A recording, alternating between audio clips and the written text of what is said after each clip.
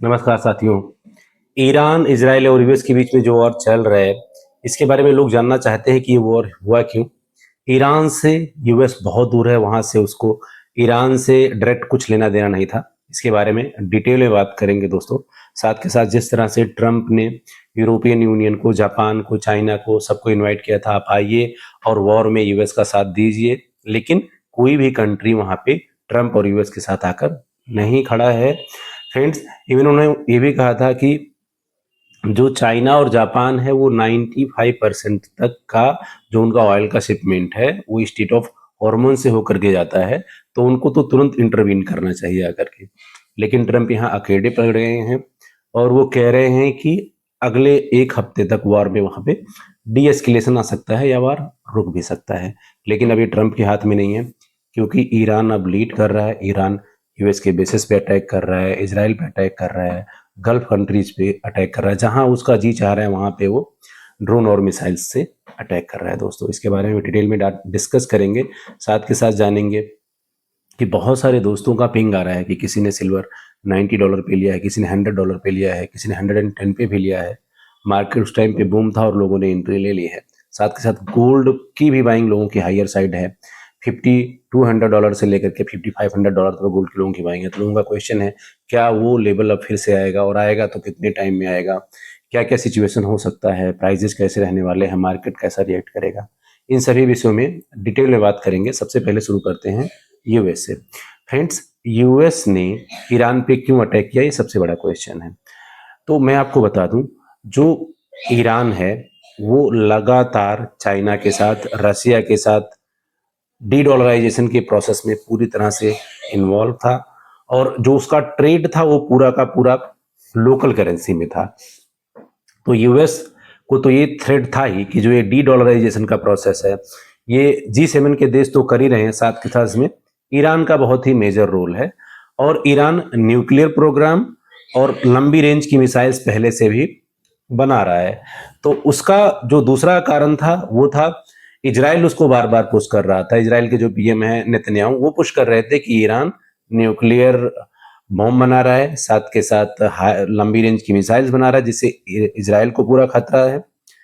दूसरा जो सबसे बड़ा कारण था वो डी डॉलराइजेशन का, जो ईरान लगातार चाइनीज करेंसी में, रसिया की करेंसी में ट्रेड करता जा रहा था, और वो डॉलर को प्रेफरेंस नहीं दे रहा था, क्योंकि इजराइल और यूएस मिलकर के उसके ऊपर कई बार अटैक कर चुके हैं दोस्तों। तो सबसे बड़ा जो मेरे रीजन था वो डॉलर को कमजोर करना। डॉलर कमजोर का होने का मतलब है सीधा के सीधा यूएस कमजोर होना। तो यूएस इस चीज को बर्दाश्त नहीं कर सकता, इसलिए उसने इजराइल के साथ मिलकर के अटैक किया ईरान पे दोस्तों। अब दूसरा जो सबसे बड़ा मुद्दा है वो ये है कि सभी कंट्रीज को ट्रंप ने इनवाइट किया, लेकिन वहां कोई नहीं इन्वॉल्व है। अब फ्रेंड्स, यहाँ पे क्रूड ऑयल आसमान छू रहा है, दुनिया भर के इकोनॉमी में जबरदस्त तरीके का प्रेशर है, स्टॉक मार्केट गिर रहे हैं, इक्विटी टूट रहा है। यहाँ पे जो मेजर मेजर पैसे शिफ्ट हो रहे हैं वो क्रूड ऑयल पे हो रहा है, क्योंकि दुनिया भर में जो सबसे बड़ा ऑयल का सप्लायर है वो यूएस है।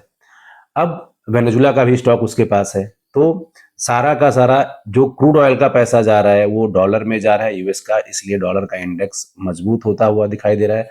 गल्फ कंट्रीज हो सकता है आने वाले टाइम में ज्यादा से ज्यादा डिफेंस इक्विपमेंट यूएस से खरीदे इस वॉर के बाद में। एक ये भी बहुत बड़ा कारण है, क्योंकि उसको अपने जो वेपन्स है यूएस का, इस वॉर के जरिए उसने उसको जो है एज अ प्रमोशन किया।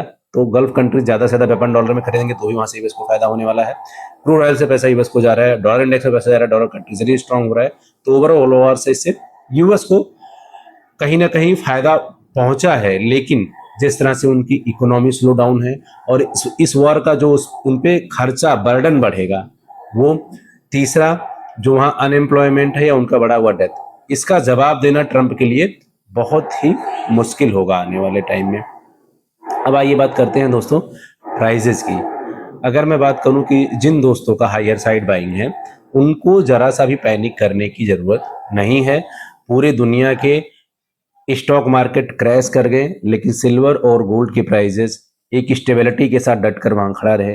गोल्ड का जो सपोर्ट लेवल 5000 है, वहां से ऊपर अभी भी गोल्ड ट्रेड हो रहा है, और सिल्वर $81 के ऊपर ट्रेड हो रहा है दोस्तों।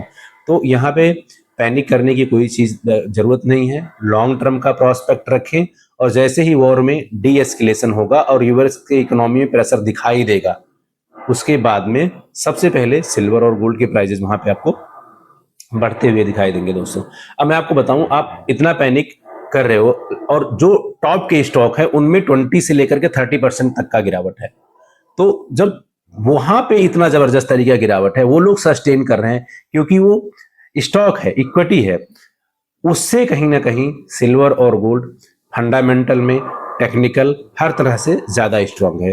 तो पैनिक ना करें, लॉन्ग टर्म का प्रोस्पेक्ट रखें और जो $121 का टारगेट था, आज नहीं तो 6 महीने या 8 महीने या एंड ऑफ 26 या अर्ली ऑफ 27 वो टारगेट इजिली मीट होगा।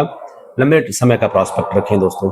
साथ के साथ इक्विटी में जिस तरह का भारी गिरावट है, टॉप क्लास के स्टॉक्स अभी एज अ डिस्काउंट पे मिल रहे हैं, उनका टेक्निकल भी स्ट्रांग है, फंडामेंटल भी स्ट्रांग है। तो वहां पे आप जहां पे हैवी डिप है वहां पे आप बाइंग का, इसका अपॉर्चुनिटी का भी फायदा उठा सकते हैं दोस्तों। और अगर मैं बात करूं प्राइजेस की, तो जब तक क्रूड ऑयल के दाम बढ़ते रहेंगे तब तक ये प्रेशर बना रहेगा। और अगर ये वॉर और आगे बढ़ता गया, मान लीजिए 2 हफ्ते 3 हफ्ते गया, तो क्रूड ऑयल 110 115 भी जा सकता है। तो वहां पे भी आपको और हैवी प्रेशर दिखाई देगा। और अगर ये वॉर डी एस्केलेट हुआ और आने वाले कुछ ही टाइम में अगर क्रूड ऑयल के भाव नीचे आ गए, तो फिर आपको यहाँ पे प्राइजेस में अच्छे खासे मोमेंट देखने को मिल सकते हैं।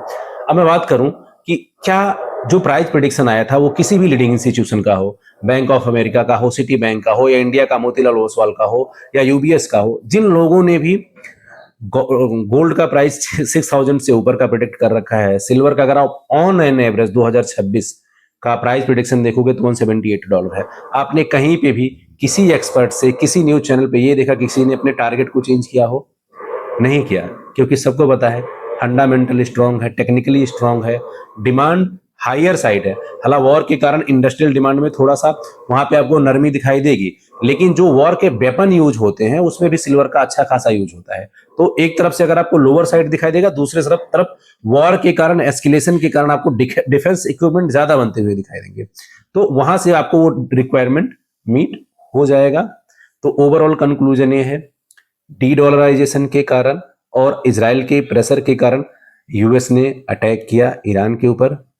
दूसरा, जो यूएस की इकोनॉमी स्लो डाउन है और वॉर में जो उनका एक्सपेंस बढ़ा है उसके कारण यूएस की इकोनॉमी स्लो डाउन की जाएगी, तो वहां ट्रम्प के ऊपर प्रेशर है, जिससे आने वाले टाइम में फायदा सिल्वर और गोल्ड क्यों होने वाला है। नंबर 3 चीजें जो हैं, पैनिक सेलिंग ना करें, लॉन्ग टर्म का प्रोस्पेक्ट रखें। आपने किसी भी लेवल पे एंट्री ली है तो वो लेवल मार्केट जरूर टच करेगा। Wait and watch, stay strong, keep invested. आज के वीडियो में इतना ही। Thank you.